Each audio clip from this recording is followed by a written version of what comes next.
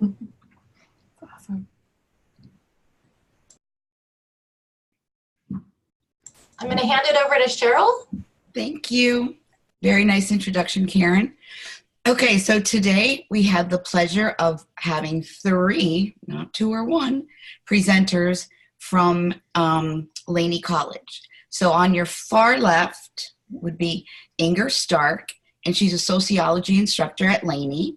She's been there, and also the distance ed coordinator for 3 years, right? You served as that as well. In the middle, we have Chelsea Cohen, who is also at Laney College, and she is an instructor of English for speakers of other languages, and she is now the DE coordinator at Laney. And on the far right, we have awesome Adrian, and she is a writer, hip-hop scholar, and educator living in Oakland. And she's new to the trio, so we're really excited. And now you guys can take it away. Okay. Are we doing this? Share your screen. Oh yeah, it requires a little technology knowledge here. So share our screen. Click share. Share. There we go. Perfect. And then here, yep, we had it all set up and then we messed it up. Okay, how's that? Is that working? It is. It's beautiful. Okay.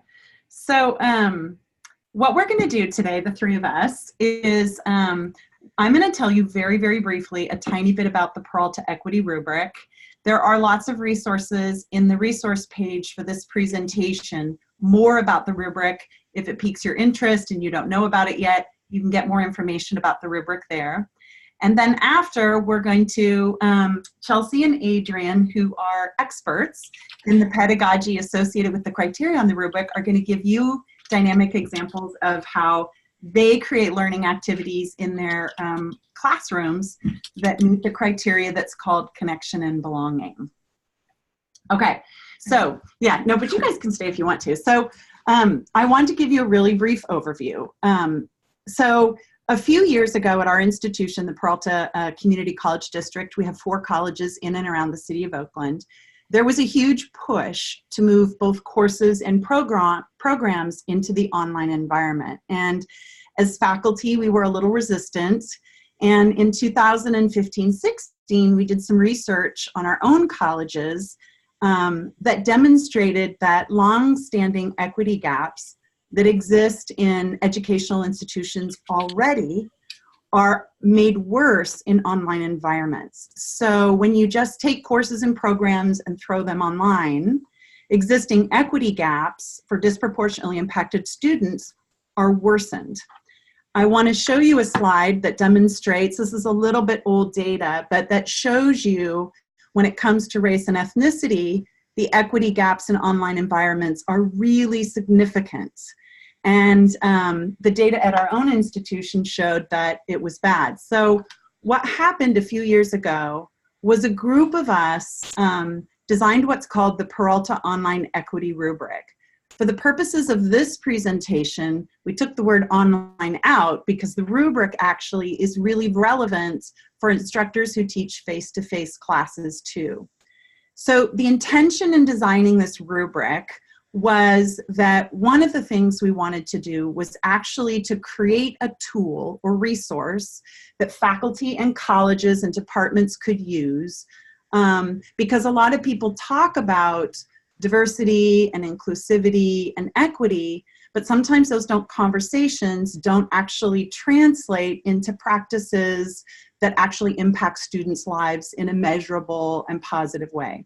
So we wanted to develop something that could be used by faculty, hopefully you, and institutions, perhaps yours, that actually creates structure, something that you could pin on your bullet board, something that you could actually use in reforming your pedagogy and working and designing learning activities.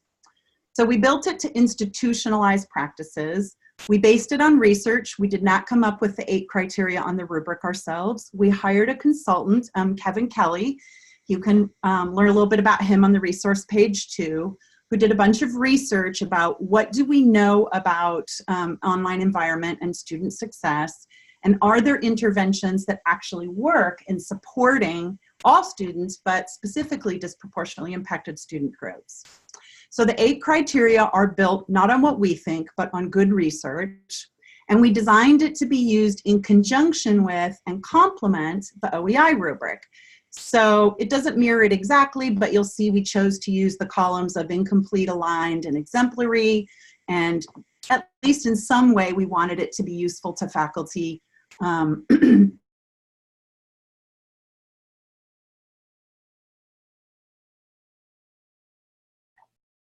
we have a little freezing going on. Are you there? Yeah. Okay, you froze just a little. Is it chilly in the room? No, I think it's because there are just so many people in our session. Okay. So E8 is a new criteria in the rubric. It's called connection and belonging, and it's based on research that demonstrates that when students feel connected to their teachers, connected to their fellow students, connected to their academic institution, and connected to the content of the course in the broader world, whether that's a career or a discipline or other institutions, right, that they are more likely to stay in a course and to succeed in that course. So what we want to do today, again, that was a really brief intro to the rubric. There's more info on the resource pages, but what we want to do today was spend time sharing with you some of the ways that that Chelsea and Adrian focus on this criteria in the design of their courses and learning activities. All right. You ready? Chelsea's first. You can stay in the frame, everybody. All right. Hi, everybody. I'm Chelsea. I teach English for speakers of other languages, and I'm going to share some ways in which I work to foster connection and belonging in my advanced reading and writing class through the use of Twitter and in conjunction with Canvas. So I'm going to talk about ways I use it to make connections within my class and connections that go beyond the class as well.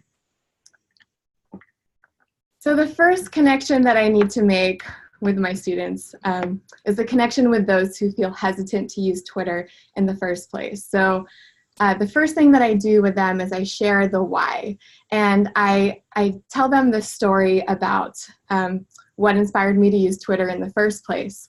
And it wasn't until last year when I took digital citizenship through @ONE with Aloha and James, I learned the value of using Twitter. And I was struck by the fact that pretty quickly I was able to develop this awesome community of fellow educators and people in my field. I could connect with them, I could build a network, and I could join the conversation around ideas that matter to me. So I share this with the students, and if they're still kind of on the fence about it, then I give them some options. I tell them they can create accounts with avatars or fake names if they don't want to disclose their real identities. And then Kevin Kelly, as we mentioned before, he's also a fellow educator and Twitter enthusiast. He creates a generic class account so students can log in with those credentials. And lastly, I share with students that they can opt out of logging in at all, and I teach them how to search Twitter using a hashtag, our class hashtag, and they can also search for, some of the experts that we study in the class without logging in. So if you want to know more about accessibility and privacy concerns, there's a guide to teaching with Twitter that is actually in the session resources. So now let's get to the good stuff. How do we make connections? How do I personally connect to my students in Twitter? So here on this slide, you'll see on the right, I make video check-ins, and I do this about once a week, and they're short, they're kind of silly. I'm sharing with them what I'm up to either during the week or on the weekend, and I share these videos in a group message. So, oops.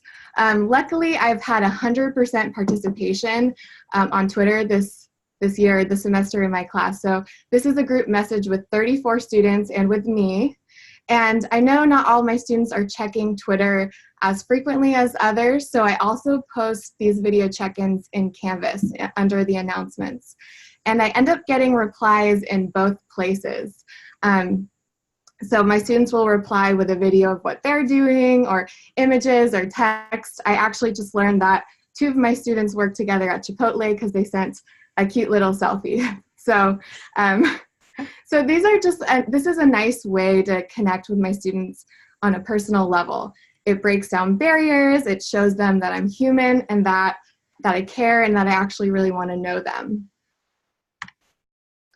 So the group message has also been this great space for my students to connect with each other.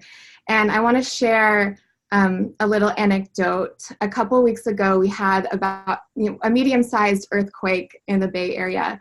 And I noticed on Twitter, a lot of my students were tweeting about it. They were feeling unsettled. So I checked in with them in our group message. And within a few minutes, there were about 15 of them responding to each other, sending messages back and forth. They were sending comforting messages. They were searching the news on Twitter under the hashtag earthquake, Bay Area. Some of them were sending memes and GIFs. Here you can see in the middle, we've got a panic-stricken hamster. So when I got to class, so this is actually a hybrid class, and when I got there on Wednesday, I noticed that there had been this shift in the energy of the class. Students were laughing and joking, and they were referencing the group message, and they were also looping students in who hadn't been participating. And the class that ensued was really amazing. There was a willingness for them to open up with each other. There was greater participation. They went deeper with the discussion. And this, to me, just speaks to why we should spend time cultivating these connections, because it really does create a more effective learning environment. All right, now I'm going to talk about our shared hashtag. So we have a class hashtag, you can see up here in the top left. This is publicly searchable, and we use this hashtag to do discussions sometimes, share our weekly takeaways, and we also share resources with each other there. So right now my students are writing research papers, they're looking for articles, and they're sharing articles that they're going to evaluate for credibility.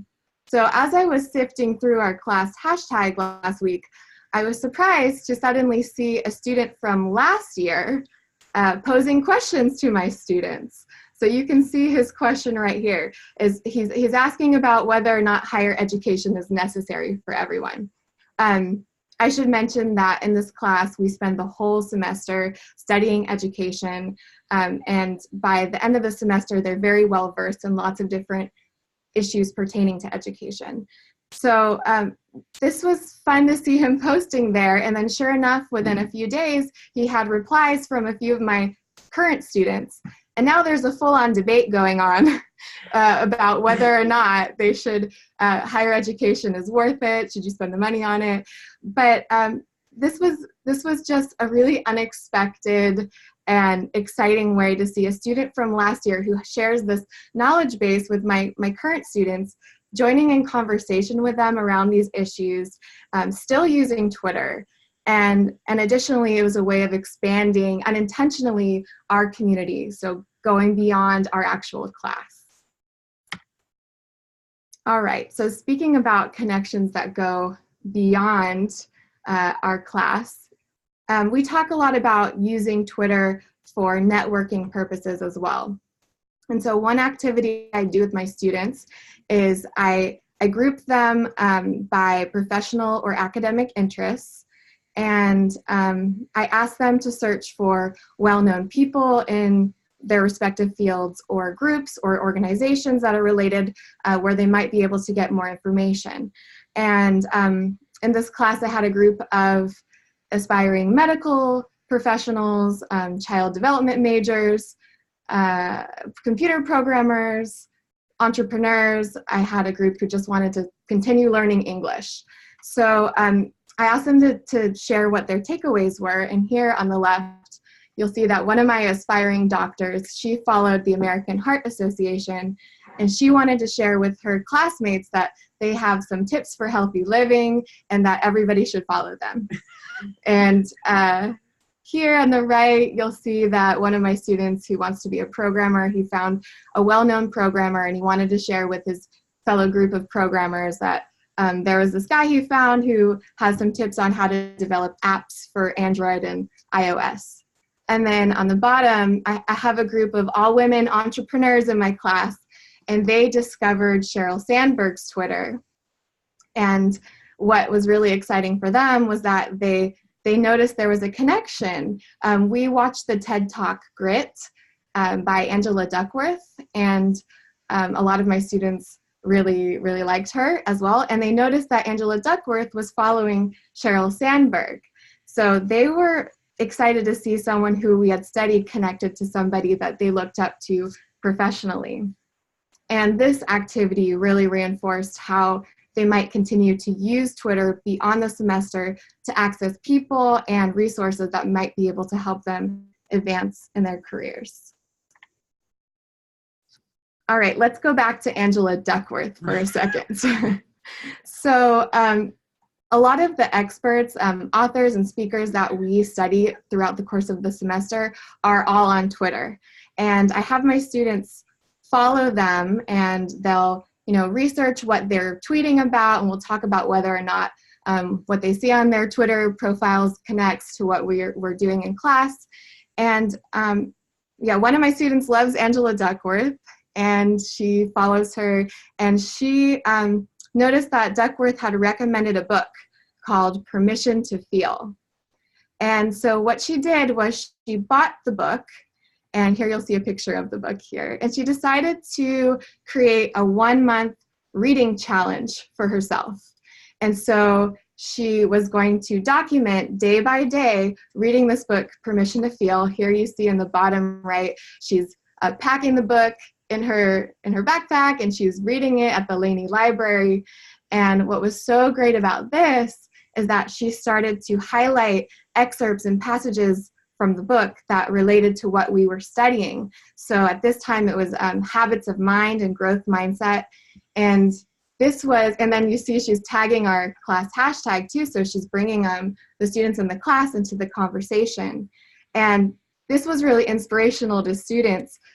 Obviously, she's a role model. She's going above and beyond, and drawing these connections from the experts we're seeing in the class. No one else wanted to do the 30-day challenge. They were just, admiring her for it. But this also really enhanced our class discussions because she was able to bring in this additional perspective that was complementing what we'd been studying. And so this was a connection that was made, that was drawn from one of our experts. And the last thing I want to share with you is one of the final assignments that I do. I tell my students towards the end of the semester that they have really become educational experts. They have spent the whole semester studying it. They have a lot to say on the topic. And as I mentioned before, a lot of our experts are on Twitter, and here you can see a list of them. We've got authors and speakers, documentary filmmakers. So one of the assignments I have them do as they're embarking on their research papers is I ask them to reach out to one of the experts and ask a question related to their topics. And maybe they'll get a response and be able to incorporate a quote or an idea into their research.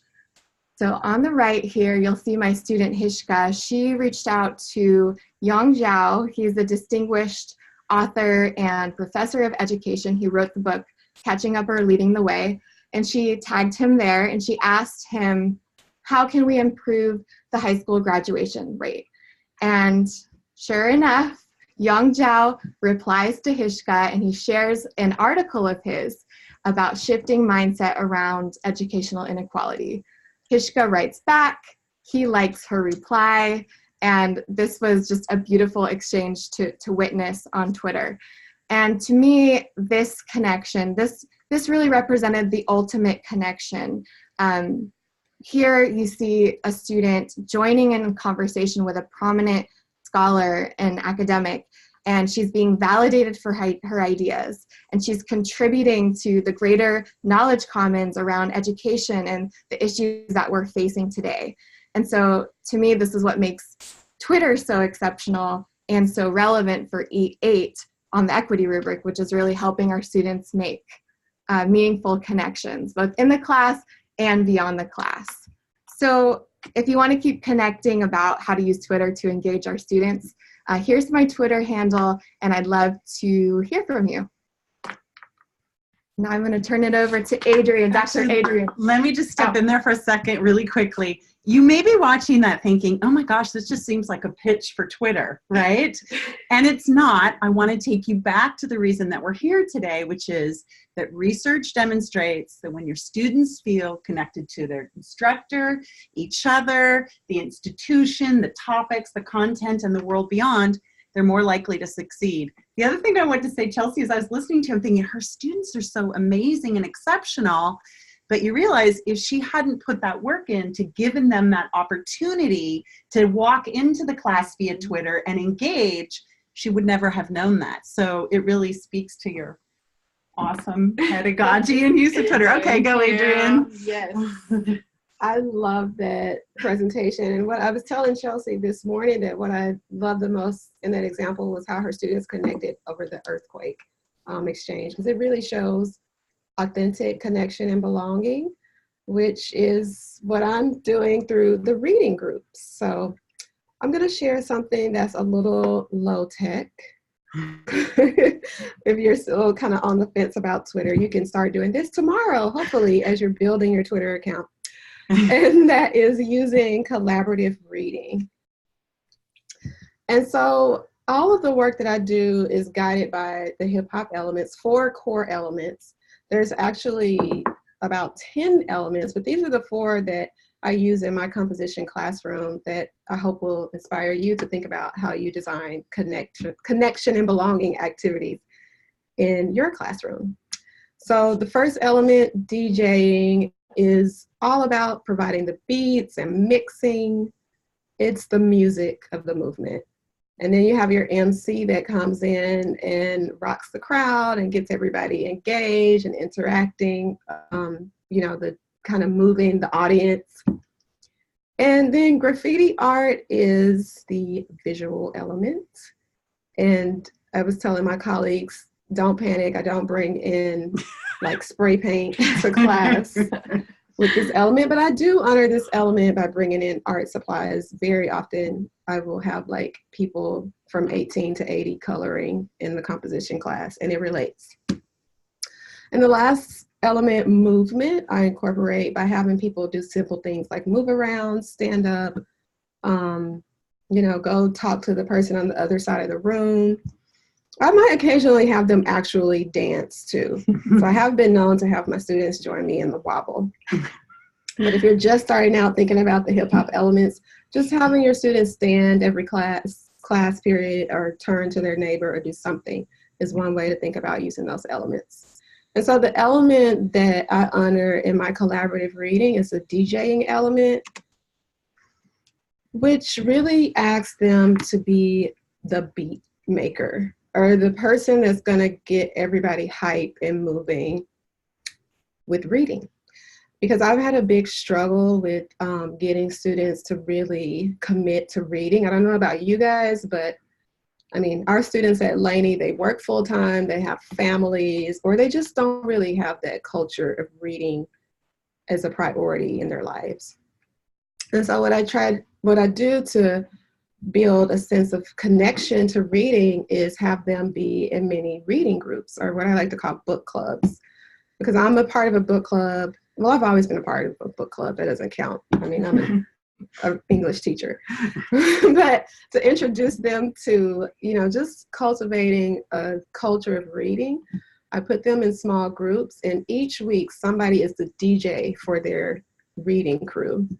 And the DJ is responsible for bringing the beat, bringing the questions that's going to have the conversation going. And you can kind of see some of my instructions here. It says, consider yourself the DJ for your group on the week that you lead the discussion. Keep the group conversing about the reading, add questions to the mix. And I spent a lot of time, coaching them on what good questions look like. We talk about critical questions and using the 5 W's and H, the who, what, when, where, why. You guys know to, bring open-ended questions so that people won't just say yes or no. So they're not obvious questions.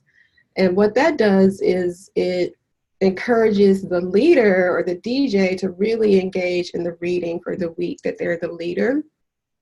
And they also create a synopsis for the rest of the group, because I'm also cognizant of the fact that they may only read the week that they're the DJ. And so, but it's just a way also to hack the reading, because if they share those synopses and if they're discussing all semester, they will have read the book. So this is what my kind of structure looks like for collaborative reading.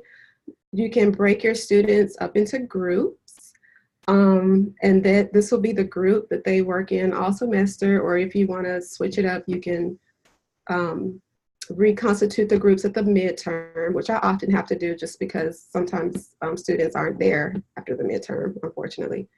But this is my current class, and we are reading The Warmth of Other Suns by Isabel Wilkerson. And it's a book about the African-American migration from the South. And then we are also reading alongside that The Distance Between Us by Reina Grande. And it's about Mexican immigration. And the beautiful thing about that is that we're able to see the universality of migration and how it's just, a human, what is the word? Like, phenomenon. It's experience. a human phenomenon. It's a human experience to want to move around. So, and it's a very relevant topic that's in the news right now. And, I feel like it's a topic that's so universal that it'll never go out of style, for lack of a better phrase. But so the first assignment that they do is telling their migration stories. That kind of builds a sense of connection with their crew, because what they find is that even if they can't identify with, the Warmth of Other Suns, they're not African American who moved from the South to the North, or if they don't have an immigration story, they have some type of connection to migration. A lot of my Black students, for example, when they do this assignment of telling the migration story, they find out that their parents were part of the Great Migration, or their grandmother or somebody in their family, and they never have heard that story before, which I'm like, you got to get those family stories, right? So then this essay becomes really meaningful and creates a sense of belonging, not only in the classroom, but in their families. Because a lot of our students are first generation students and first generation college students. And how powerful is it for them to invite their mom or their grandmother into the experience of taking this composition class? And yesterday, I actually shared like my top 4 migration stories in class, and I read, I took the names off, so just in case anybody was embarrassed, and we read them. And one of my Latino students after class, or Latinx students after class, came up and said, I had printed the essays out, and he was, he didn't want to be known as the person who had a top essay, but then he was like, can I keep that essay? I want to show it to my mom. The essay was about his mom's migration story.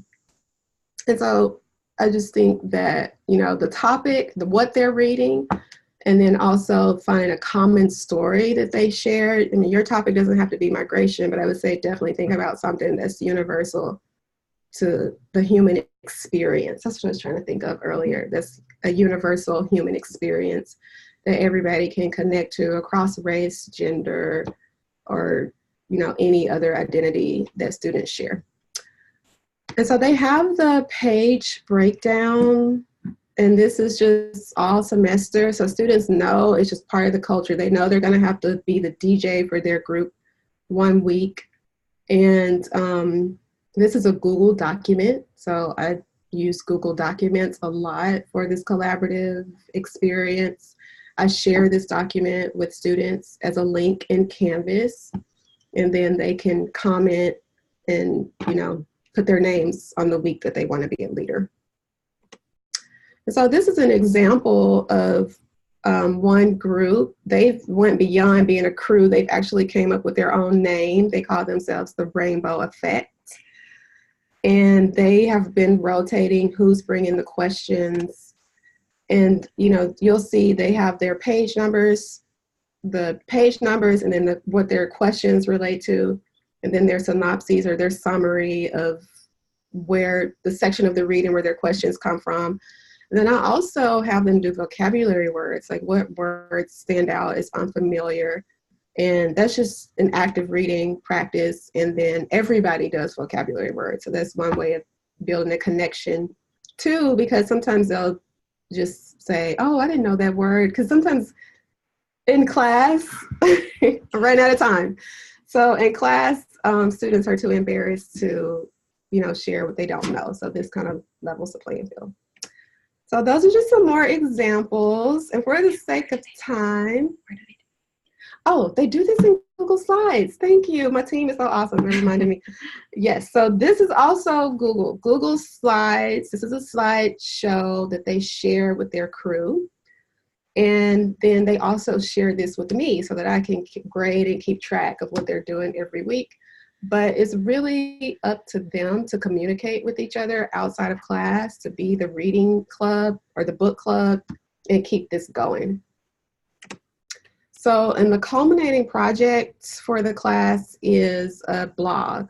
So this further, honors our connection and belonging prong of the syllabus of the rubric, and that their stories live on a place that they can share with not just their mom, but like their friends, their family, and then they can come back and see what's.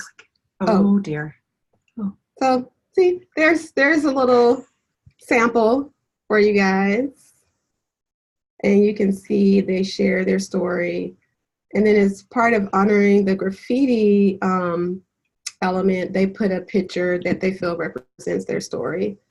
And then they end with a community call to action for anybody reading this blog, what they would like their response to be to their stories. So thank you guys for listening. I hope that you're really inspired now to institute some connection and belonging in your class. Can they see this? I'm wondering. Yeah, because they own ours. Mm-hmm. Yeah. So she's it's the blog at the end of the class. It's a final project, Mm-hmm. right? Yeah. Yeah.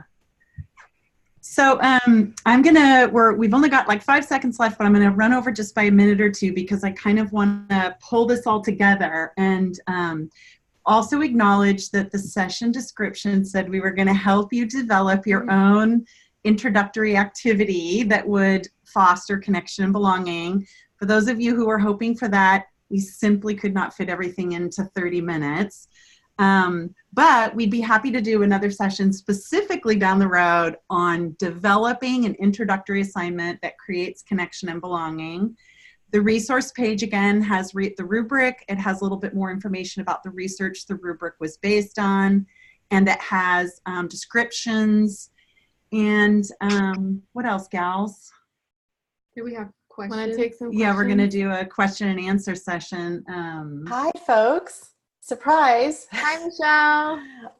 So Cheryl lost power halfway or just a few minutes ago. So I'm jumping in just to. Oh, because of the fires. I bet it's a PG&E shutdown because they're shutting down. Yeah. Yeah. So I jumped in here and I'm taking a look at the Q&A, and there's only one question in the Q&A. Oh, good. Then we can talk more. Okay. What's the question? It comes from Fabiola. Hi, Fabi. Hi, And Fabi. she says, okay, so I have a question from faculty. Does Twitter violate FERPA? Okay, so I talk at great length with my students about sharing on Twitter and how that what they share will be public. We talk about building a digital footprint and how that can help them out in the future, and that is why they do have the option to use it with a real name or with a fake name, or an avatar. So do you want to speak more about that? Well, I also was just going to say that if the requirement doesn't give them an opportunity that allows them to participate and protect their own privacy, right? That it has to be to some degree elective, then students can contact Chelsea or another instructor and say, how can I do a similar participation within Canvas itself, which is the FERPA protected class environment, and have an alternative way to do that. So if it was absolutely required and you did not give them an opportunity to protect their privacy or an alternative route to participate, then it could actually, but. Yeah, and our colleague Kevin Kelly actually just shared a link in the chat about checking the use of social media with FERPA compliance. Yeah. It's a great question. Yeah, it is. And let me also just say that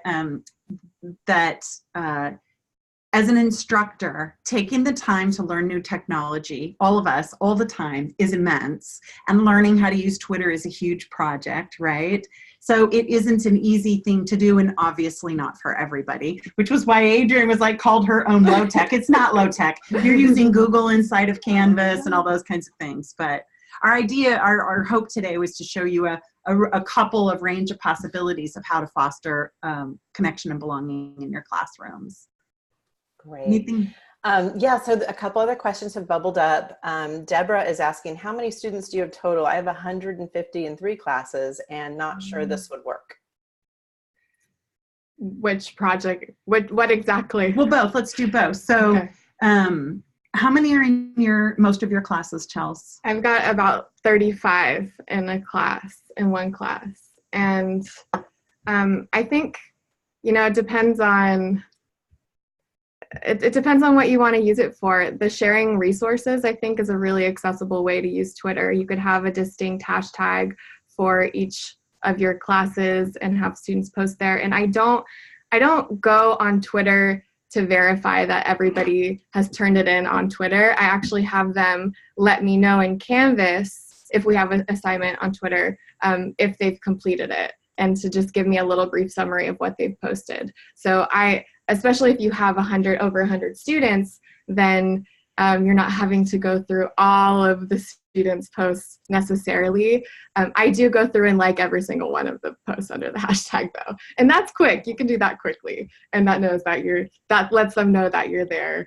And Deborah was asking about Twitter. She followed up. So. Oh, okay. Yeah.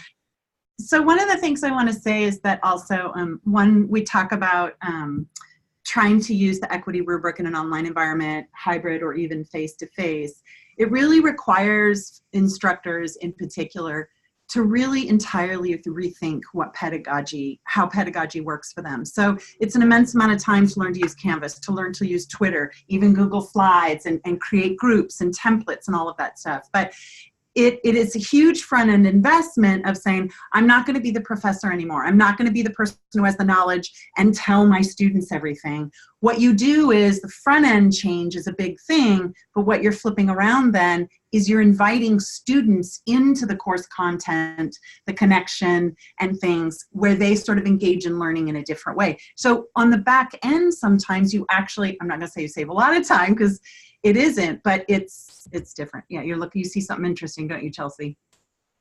A lot of feedback on Twitter. You guys give the hip hop presentations, the questions. But no, these are some important, I think these are important, especially if you're new to Twitter, important concerns.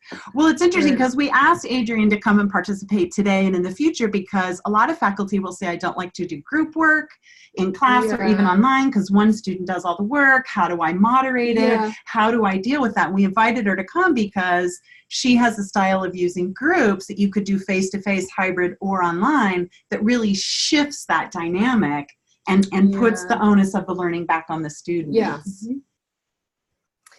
So we've got a comment here from Julio. I find text messaging really works with my students. What application are you using for group messaging?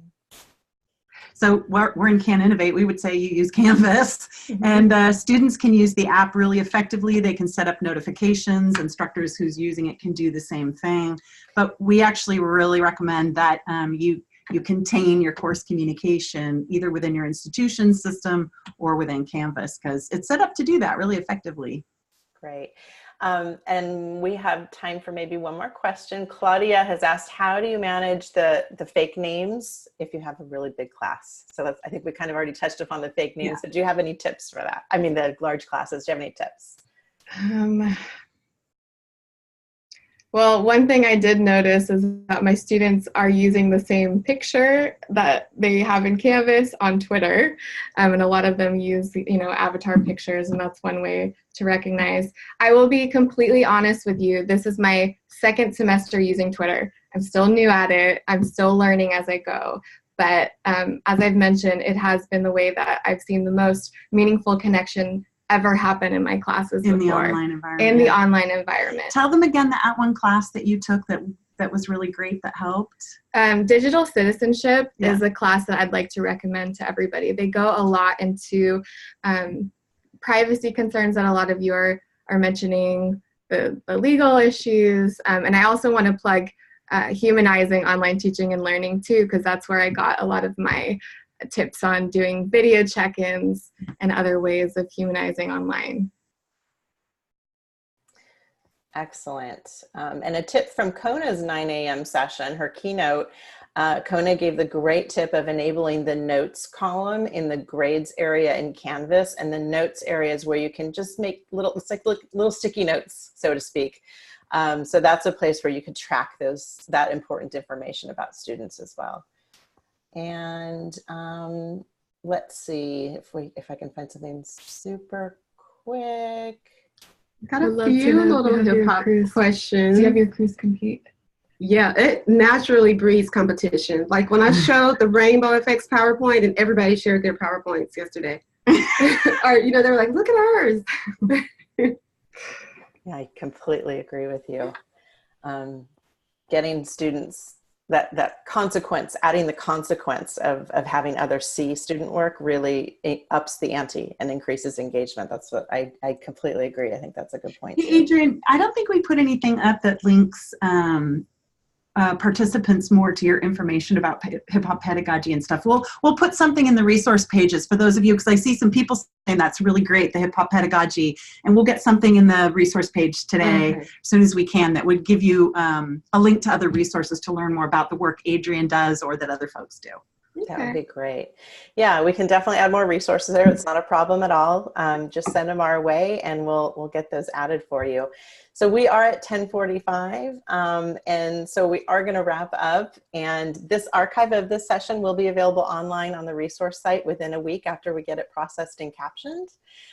Like to thank you all for being here and sharing all these wonderful teaching practices and allowing us to learn more about the Peralta Equity Rubric. So thanks so much for being part of Can Innovate, and thanks for attending, everyone.